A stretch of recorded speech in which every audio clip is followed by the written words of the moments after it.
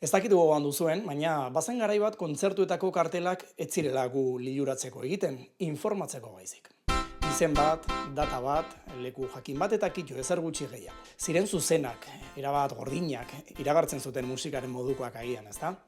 Gaur egun ordea kaleak irudi zainduz, kolore zainduz, eta gure harreta erakartzeko diseinatutako tipografiaz bete dira. Euskal Herrian badira, diseinuaren alorrean gogor lanean ari diren diseinatzaileak, hala nola Ximon Agirre, Adrián Romero, Alotx Arregi, Maria Nuez. Xarra estudioko neskak ere Aneta Laida topera ari dira zentzu honetan estetikarekin lanean. Hemen dituzu egun guztien irudiak edo lanak ikusgai, baina bitartean lehengora itzulita noiz utzi zion kartelak ohartarazpen hutsa izateari marketing pieza bihurtzeko. Agian erantzuna industriaren beraren aldaketan topa dezakegu.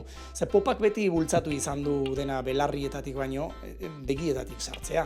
Beste estiloekin alderatuta popa beti egon baita ikusentzunezkoari marka eta identitate baten eraikuntzari lotuago. Aldiz, diseinuari dagokionean rockak, punkak edota metalak askotan funtsezkoari eusten jarraitu dute. Artifizio gutxiago eta mezu gehiago. Hala ere gaur egun estetika musikarekin batera doa eta galdera jada ez da soilik nork jotzen duen baizik eta nola aurkezten den.